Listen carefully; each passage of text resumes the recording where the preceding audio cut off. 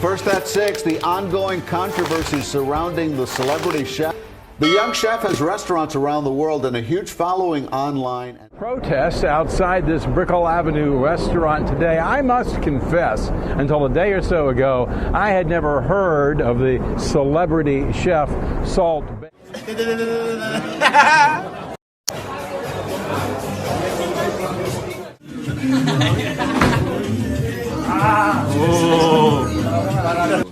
Is the man. We've got some major updates on Salt Bae, and honestly, it's not looking good. Word is he's gearing up to completely withdraw from the US and shift his attention toward the Middle East, hoping fresh locations can revive his brand. But let's be real, there's no promise this comeback plan will succeed. Some even suspect legal trouble might be on the horizon if any shady practices are exposed. It only took 36 seconds.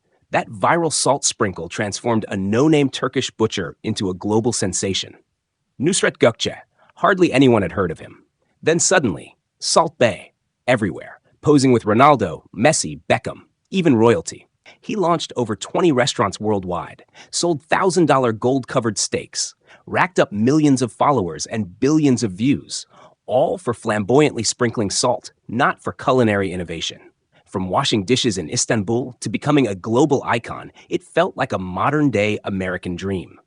But eventually, Salt Bae tumbled from his own pedestal. He crashed the World Cup field just to get a photo with Messi. Overcharged customers with jaw-dropping bills.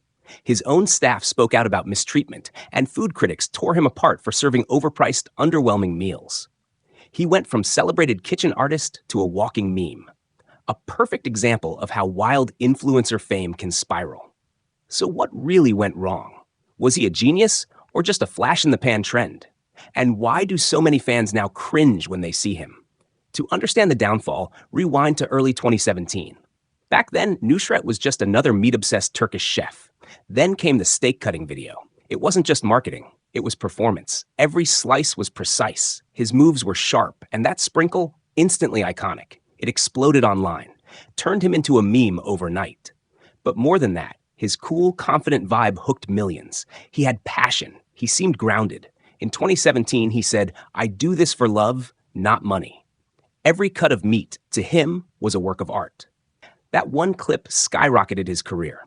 From that point on, he was everywhere, cutting meat, sprinkling salt, always inventing new tricks. People loved it. It got them through the doors. He gained over 50 million Instagram followers, opened Nusret locations in 22 countries, built a brand that felt larger than life. But it wasn't just a meal, it was a spectacle. You didn't go to eat. You went to watch Salt Bae perform. Regular folks and global stars alike showed up. Messi, DiCaprio, the Crown Prince of Abu Dhabi. It all seemed picture perfect, but behind the scenes, cracks were forming. In 2021 and 2022, receipts started going viral, and not in a good way. People began asking, what are we really paying for here? A single meal in London? £800 for one steak before the sides. It didn't sit right. The jaw-dropping bills shattered the idea of Salt Bae as a legit chef. How could someone who claimed to love meat justify charging $1,000 for a steak? Was it ever about the food or just the spectacle? Fans started feeling scammed. It looked less like culinary passion and more like a money grab. And then came the brutal reviews. One guest said they dropped $1,000 on a steak that tasted no better than a $50 cut from a local shop. Another ordered 2 tomahawks and a rack of lamb, only to be stunned when the check came. They were charged $1,000 per steak because, according to staff, they had ordered the golden version. They hadn't.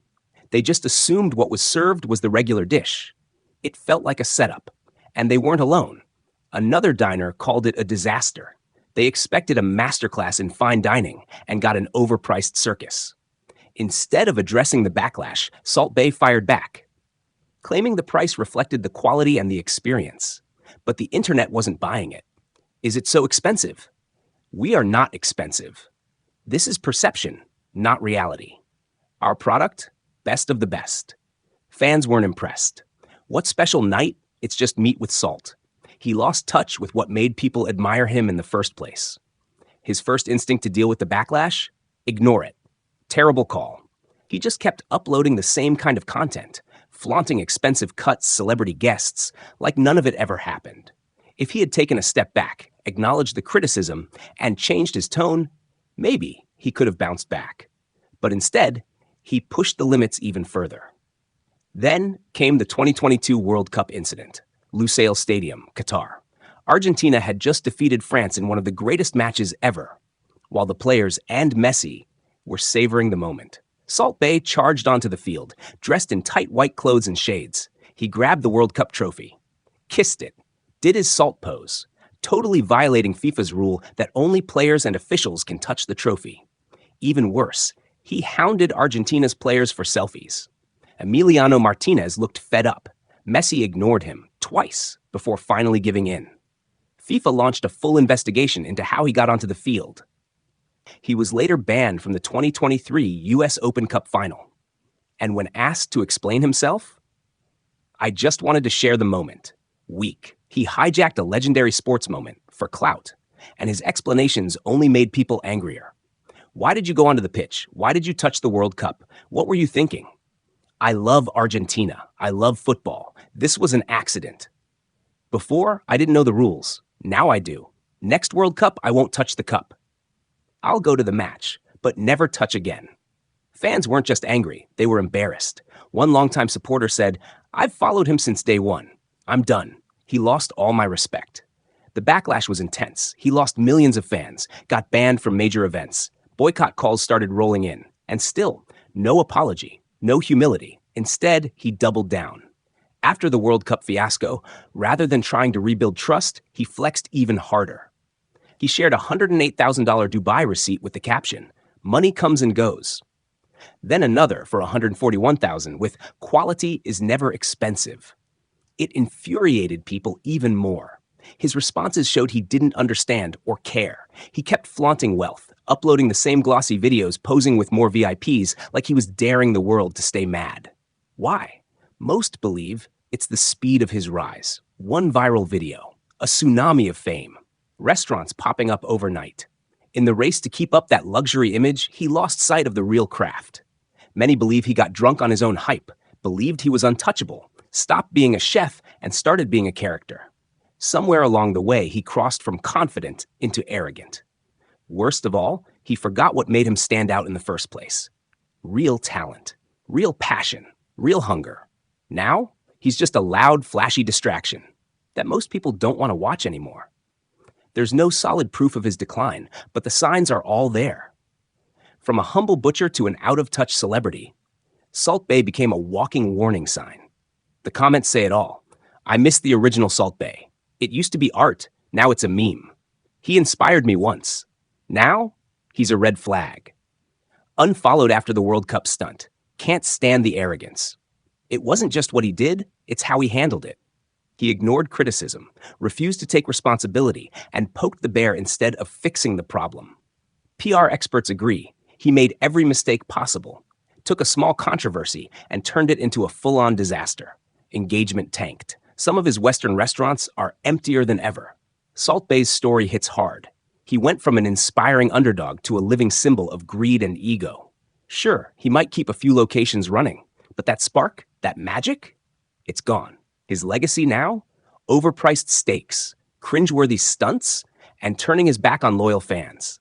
The saddest part? He still acts like nothing's wrong, keeps posting the same flexes, like he's living in a fantasy where none of the backlash is real.